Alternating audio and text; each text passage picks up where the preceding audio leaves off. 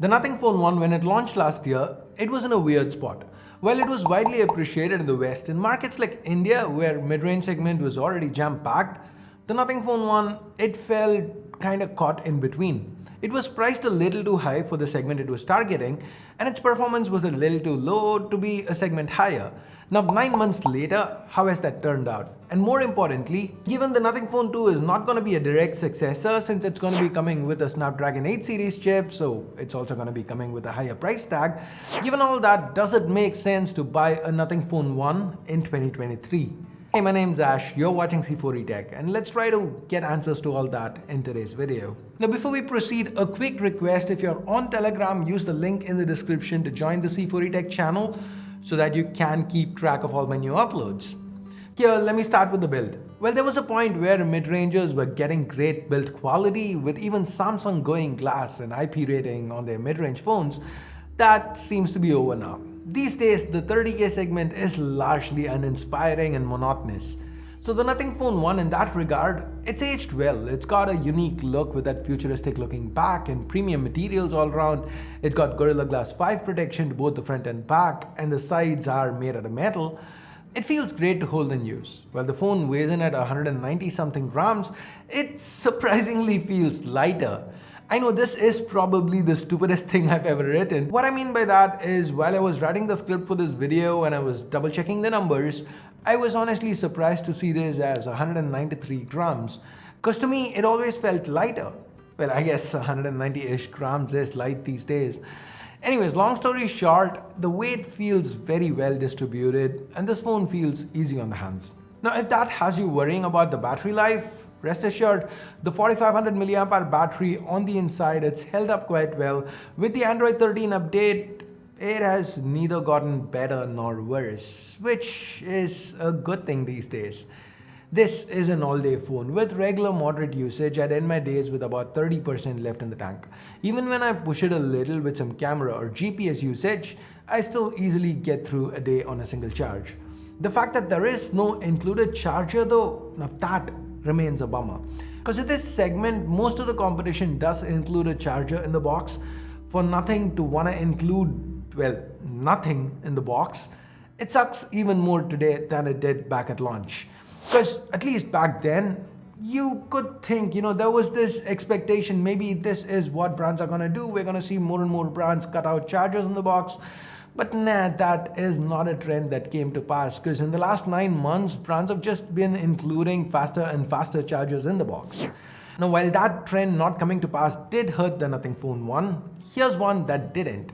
Almost none of the competition has moved towards including wireless charging support at this price point. Actually, these days, we are seeing more and more pricier phones launching without wireless charging. So the fact that the Phone 1 offers support for 15 watts wireless and 5 watts reverse wireless, that convenience, that's a definite positive. While on the topic of convenience, Nothing did send me the official case along with my review unit, which I've predominantly been using. So the raised cameras haven't bothered me, because with the case, the phone sits flat. This does mean that the camera glass sits closer to the surface. For what it's worth, my cameras haven't picked up any scratches, though the oleophobic coating seems to be long gone. I do need to wipe it from time to time before clicking images. Talking about images, this is one area where the Nothing Phone 1 has improved a lot over time. Now, in case you don't remember, this phone, it has a dual camera setup to the back. The primary is a 50 megapixel Sony IMX766. That's paired with an optically stabilized f1.9 lens, while the secondary is a 50 megapixel f2.2 ultra wide. As you can see here, the colors have gotten much closer to the primary. The primary itself, I liked it back then, I like it now.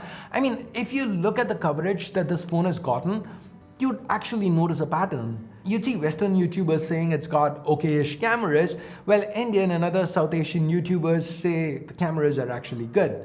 Now the difference in narrative here is because we are more used to the mid-range segment. Now I've noticed a lot of coverage from the West where they've compared this phone with phones from Apple and Google and Samsung. And yes, if you were to compare it to those phones, then yeah, it is average. But for the segment it actually is in, it's pretty darn good. Even under low light, as you can see, it does do a good job.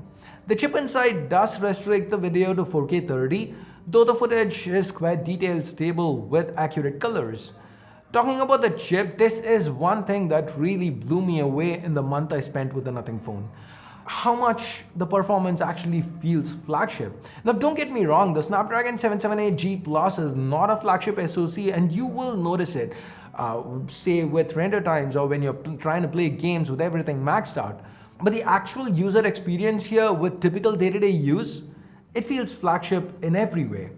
I used the Nothing Phone 1 as my primary back in late January, early February, and I was coming to it from an S22 Ultra. And not for a moment did I feel, man, I wish I was back with the S22 Ultra. I miss not having a flagship chip on the inside. And I feel this was a noticeable change from the last time I used this phone. The last time I used it, it was running Android 12, it was around the launch. Back then, the user experience, it felt like a good mid-ranger. It was smooth for the most part, but at times it did keep letting you know that it was not a flagship. These days though, it's gotten very consistent. Nothing's also added some extras with the Android 13 update. For example, the Glyph ringtones, they've gotten an extra pack. Here, take a look.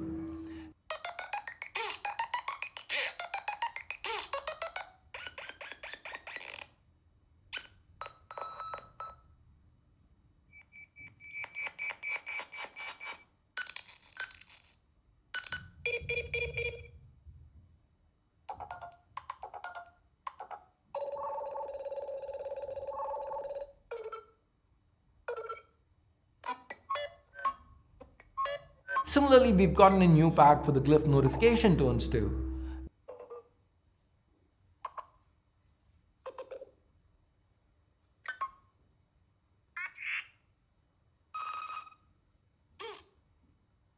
There are even some new wallpapers.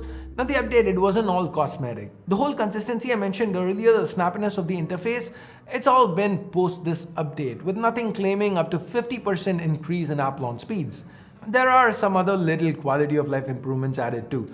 For example, you can now quickly switch between data SIMs from the quick toggles. The lock screen shortcuts can also be customized. I like having the flash toggle right here, so in the dark I don't need to unlock my phone to trigger the flashlight. Not that unlocking is an issue, because both the in-display fingerprint scanner and face unlock worked very well, no complaints. And that 16 megapixel selfie camera continues to perform decently. Other changes include a Nothing style weather app that you can jump right into from the widget, nice little transitions on lock and unlock.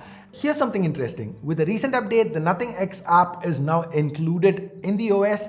Well, at launch, they had almost no first-party apps included. Now there is one. It's not a big deal, it's not the end of the world, but this is kind of how it all starts.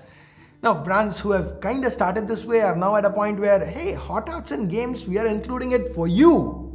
Not really, but that is how things get started. I just hope Nothing realizes and acknowledges the fact that their minimalist, clean interface is a huge selling point of their phone, and they continue providing that for years to come. Anyways, so far as you've seen the updates till now, they've been great. But the big question for me is, will they be able to keep this up for the promised 3 years? 3 years of updates, 4 years of security patches. What's gonna happen to this phone when the more premium Nothing Phone 2 launches? Is this gonna get ignored? Well, I guess only time will tell. But for now, it seems like they've done well with updates for the last 9 months. You know what they've not done well? The display. Let me quickly cut to something from my unboxing. Just a few seconds, I'll be quick, I promise. The display here is 6.55 inches Full HD Plus AMOLED. It's a 10-bit panel with a 1200 nit peak brightness. After launch, reports started to come out that this panel was topping out at 700 nits and not the 1200 as advertised. Nothing turned around and said, well, yeah, the panel can do 1200, but in the interest of battery life and thermals, we decided not to unlock that. So the peak brightness is limited to 700. They kind of added it to their website and all, which is lesser than what was advertised. So it could be a potential issue if you predominantly use your phone outdoors.